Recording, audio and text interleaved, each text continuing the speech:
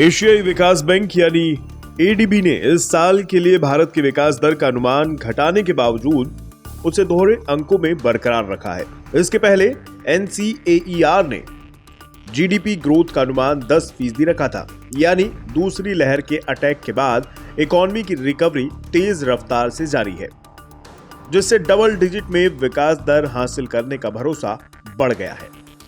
ADB ने 2021-22 के लिए विकास दर का अनुमान घटाकर 10% कर दिया है। इसके पहले एडीबी ने 11% की जीडीपी ग्रोथ का अनुमान जाहिर किया था।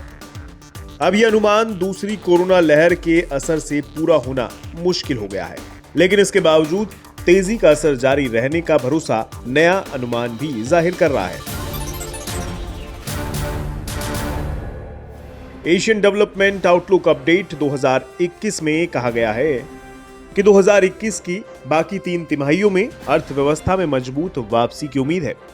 इसमें कहा गया है कि खपत धीरे धीरे ठीक हो जाएगी और 2021 में सरकारी खर्च और निर्यात का योगदान पिछले साल के मुकाबले ज्यादा रहेगा। एडीबी के इस अनुमान से साफ है कि अब इकोनॉमी कोरोना की दूसरी लहर के दबाव से पूरी तरह से बाहर आ चुकी है।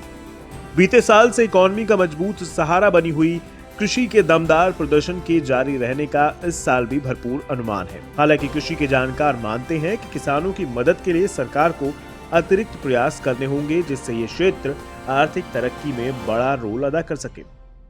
किसानों की आमदनी बढ़ाने के लिए कुछ विशेष उपाय किए जाने की आवश्यकता है।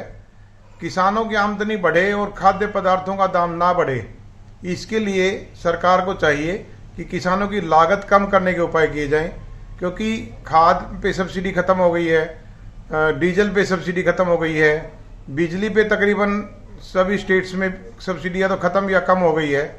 तो इसके लिए आवश्यकता है कि किसानों की लागत, बीज का कारोबार तकरीबन बड़ी कंपनियों के हाथ में चला गया है, तो इसलिए किसानों की लागत बढ़ जाती है, जिससे कि किसानों की आमदनी बहुत कम हो गई है।